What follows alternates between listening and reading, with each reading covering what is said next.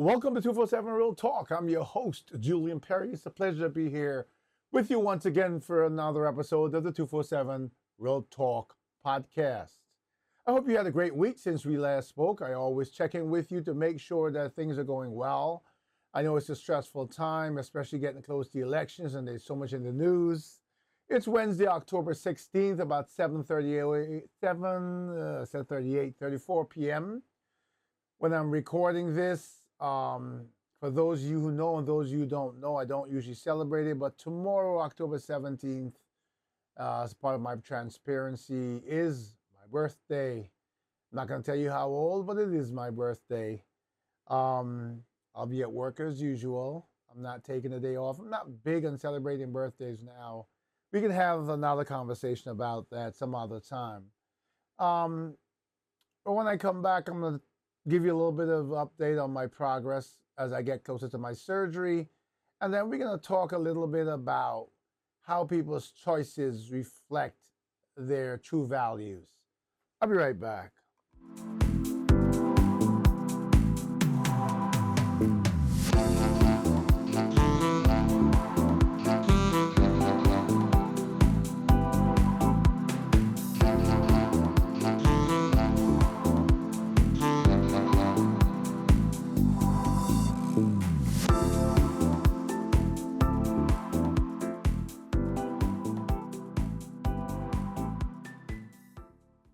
So I'm back, and I think when we left off last week, I had gone for my pre-surgical testing, and I think I told you by then that my results came back pretty pristine.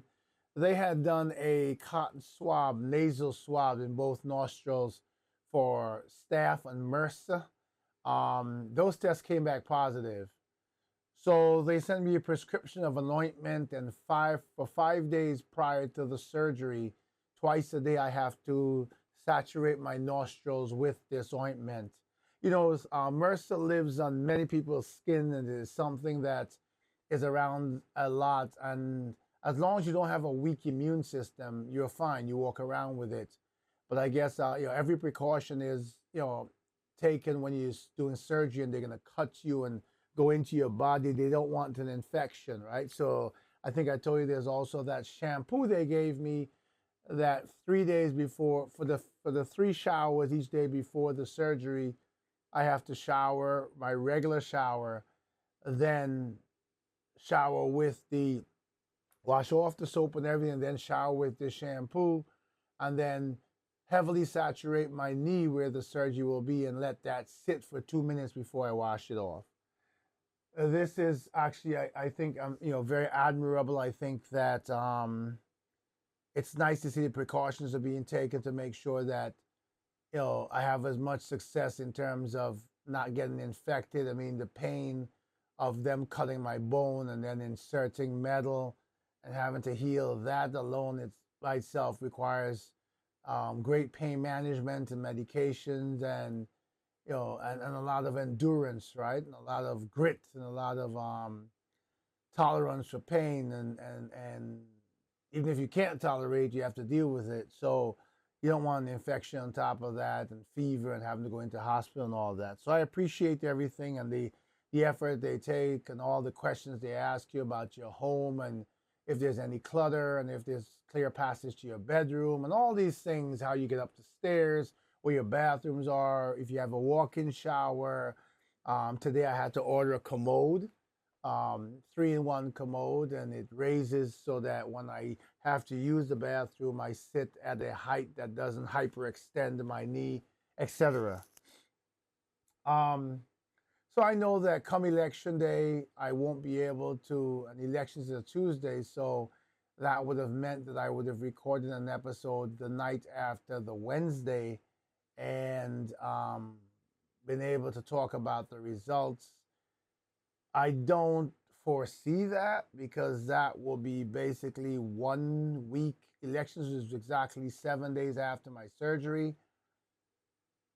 But knowing me, don't count me out, right? The day after the surgery, which is my surgery's on the 29th to the 30th, well, that week. So what's that? The 30th, 31st, I think it will be something like the second. Whatever that Friday is, there will be a repeat episode. But then, um, let's see what happens after. Right? I'm gonna program at least 2 or 3 episodes, but who knows if I override it and feel well enough to sit here in a. My neighbor has promised he can lend me a walker that has wheels. The one the insurance company is providing is one without wheels, but he has one with wheels and a seat. And I may take him up on that and give you a short episode. You have to forgive me if it's a 5 or 10 minutes episode. If I can endure the pain, or I don't want to do it if I'm on cloud nine on pain meds, because then I may sound like one of the candidates. To make sure that my vote counts, irrespective of the fact that I'm in New York, a heavily Democratic state. We don't take anything for granted, right? I think President Trump has a rally here the week before Madison Square Garden, which I expect to be packed. And so whatever the decision is, whatever the outcome is, the fact that I'm a man of color and people have died fighting for me to vote, people have died fighting for women to vote, means that I need to do what's right. So I'm going to hold it up in front of you now real quick. Here's my mail-in ballot. Arrived today. I'll take a look at it tomorrow, go through it, make my choices, and make sure it's in the mail on Friday. So that for whatever the outcome is, I know that I exercised my right as a citizen of the United States of America. And I also honored those who lost their lives and who fought and who sacrificed, so that I have the right to hold this ballot up in front of you and to record my vote. So moving on quickly to a bit of the subject matter I want to talk about in this episode. Again, it wasn't what I intended to speak about, but I started getting these newscasts and these different videos that people were sending me. And to be honest with you, I got really upset and I decided to record this episode that says, your choices reflect your values. Let me make it clear. Let me start the conversation like this. This is not a political conversation. This is not an attack on anyone's ideology. This is not in reference to anyone's ideology. This is about the greatest country in the world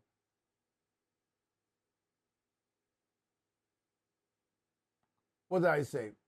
Coming up with, I didn't want to use that word, but the greatest country in the world selecting a candidate from each major party who represents the values of a citizen of the United States.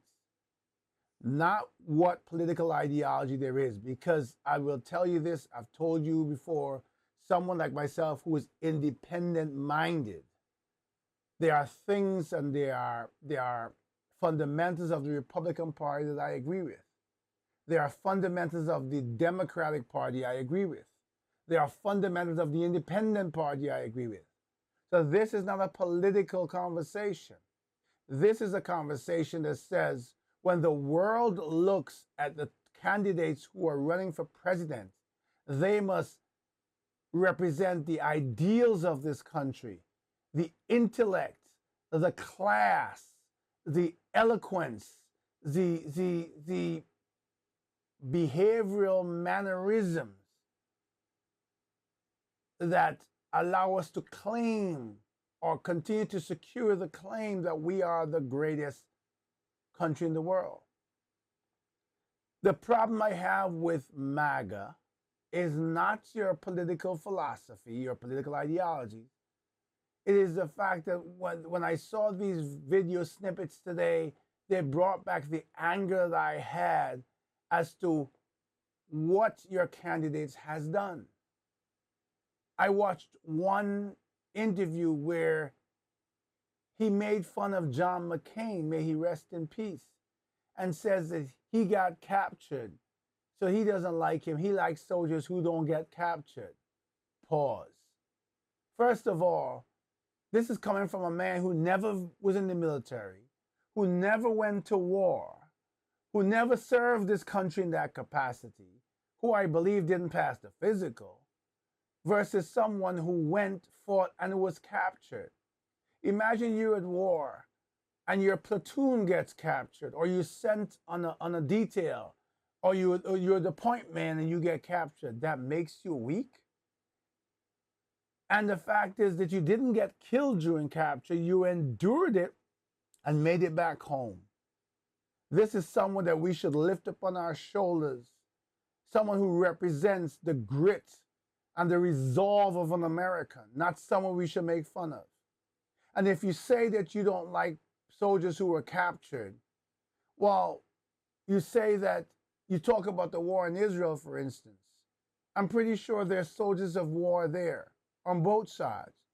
But if you're saying that you're supporting Israel, and that's what I believe he said, his words, then what do you have to say about those soldiers? The American soldiers who died in Afghanistan and Iraq, those who were captured, those who died in captivity protecting this country, those who came back who might have been captured temporarily, who lost limbs, those who are now wounded veterans of war. What are you saying to these guys? How are you encouraging Americans to stand and fight for their country, knowing that being captured is one of the inherent risks? That is an egregious act against anyone who's a citizen of the United States of America. And I'm simply saying, I didn't hear an apology for that statement. You know, I can say that there are things I like about both former President Bush Sr., Bush Jr. I can say there are things I like about President Reagan. There are also things I liked about Jimmy Carter, Bill Clinton, President Obama, and they all had things I disliked about them. But I'll tell you, I admired the eloquence in the way of the speech, the eloquence of speech from former Presidents Clinton and Obama. You know, if you weren't looking at the television and President Obama started to speak, you couldn't help but turn to the TV and watch him. The way he represented himself and he spoke was so captivating, so eloquent, and showed his command of the English language, showed his educational level, showed his level of intelligence. When you make a selection to choose someone who has none of those or can showcase none of those things, what does it say about Americans as a whole? One of the things I've begun to realize is our educational system is going further and further in the toilet. When people who are vice presidents and commissioners and deputy commissioners and presidents and founders write in the English language and cannot differentiate between your, Y-O-U-R, and you are, abbreviated as your, Y-O-U apostrophe R-E. When they write in such a manner that while you may be able to discern the content and the context of what they're saying, you are distracted by the inability to punctuate, to simply construct a sentence. We must sound, look, appear, and represent as the greatest country in the world. Making America great, and I'm not going to say great again, because great again is subjective, right? For people of color, we haven't hit great yet, so we can't hit again yet. But making America great means representing ourselves as the best of the best to the world. We must sound like it. We must behave like it. Our actions must be impartial. Our actions must be above reproach. Even former President Trump tried to attack former President Obama over his birth certificate. I'm going to speak on this as a man of color. Former President Trump took out a full-page ad to basically put the 5 Central Park black young men under the jail. Years later, that we found out that they were innocent, that the DNA led back to someone else. He didn't even, he was not even a member of the jury, but he was ready to bury these men of color. America cannot be great to the rest of the world if we have this huge fight of racism in our country. We have people who are voting for President Trump because they believe in his economic plan. Many of those people, or most of those people, are people who have good means, either wealthy or upper middle, and whatever he does is always for the wealthy, so that they will benefit, even if they think they don't think much of him as a person. We have people who will believe in his political ideology, his Republican political ideology, maybe even in Project 2025. Okay, fair enough, that's your belief. We have people who will vote for him because they believe in a man making all the decisions, and a woman should not have the right to choose or make decisions about her own body. And if that's your belief, again, I'm going to leave you to your belief. But we have millions of people who are voting for him because they lack education, they lack common sense, and they identify with him because he speaks to them like a kindergartner.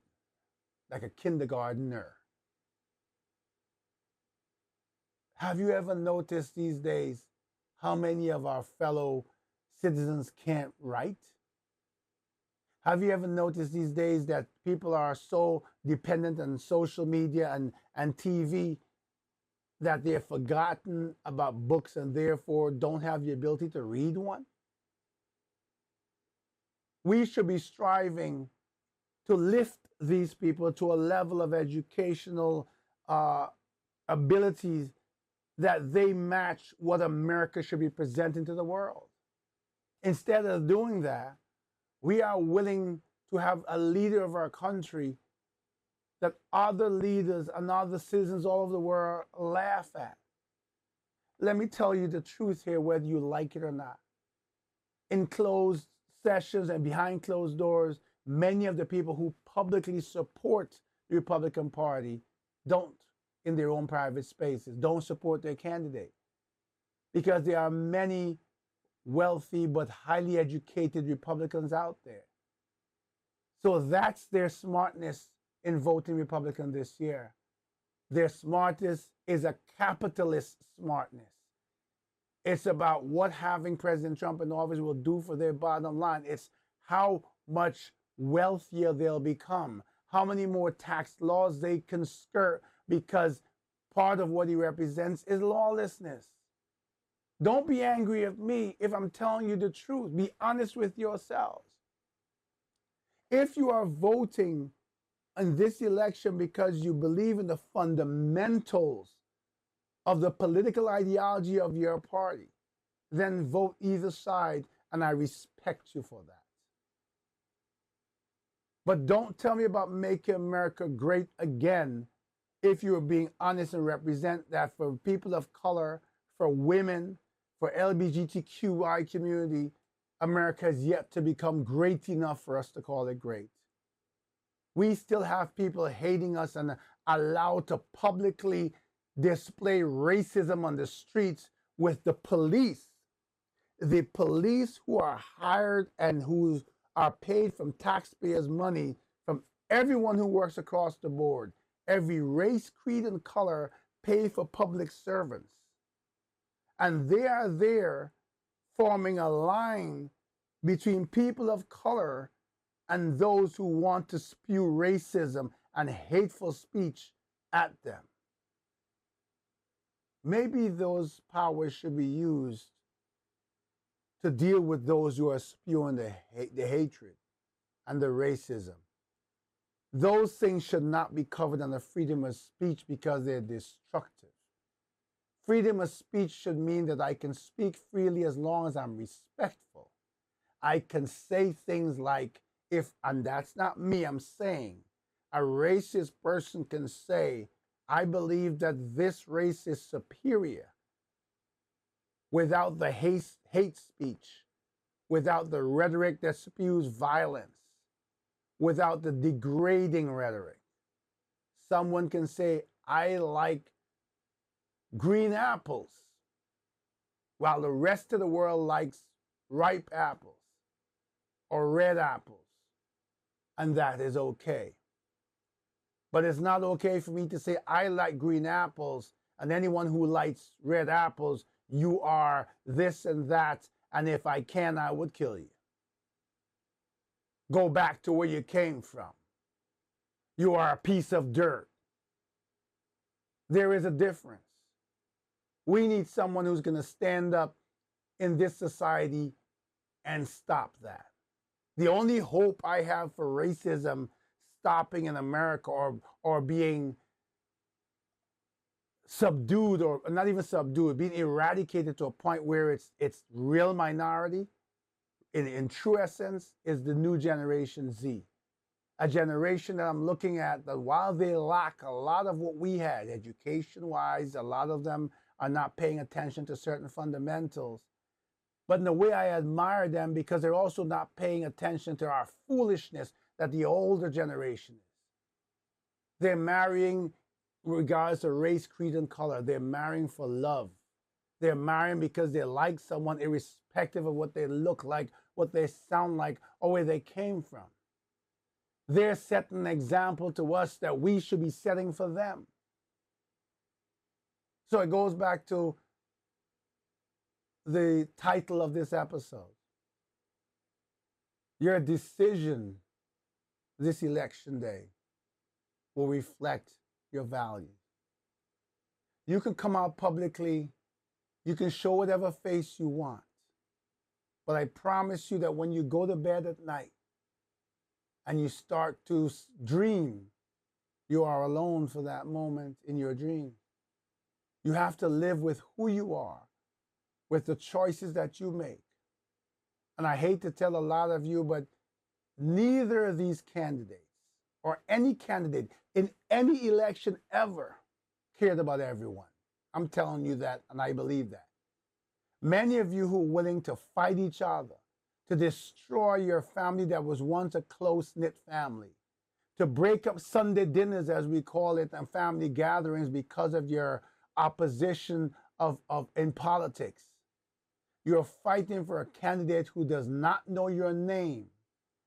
And for 99.9% of us will never know your name. You're fighting for a candidate who will never know who Julian Perry is and will never care who Julian Perry is. Will never care about this podcast, will never care about the truth I speak or the truth I don't speak, will never care about the content of what I'm saying, because their focus is on winning and their focus is on power. Their focus is on wealth and their focus is on the top tier in this country. As we say, sometimes we call them the top percentage or the top 1%. If you want to hear your voices heard or have your voices heard, if you want to make a difference in this world for ourselves and for our generations to come, we have to unite. We have to, for a moment, forget states of America and focus on the first word in the name of this great nation, united. We've got to put differences aside and stand together on what we know is the fundamental truth of righteousness. And the fundamental truth of righteousness is void of racism, it's void of hate, it's void of discrimination of race, creed, color, gender, sexual or preference. It's void of the things that we're allowing us to define and shape our choices today.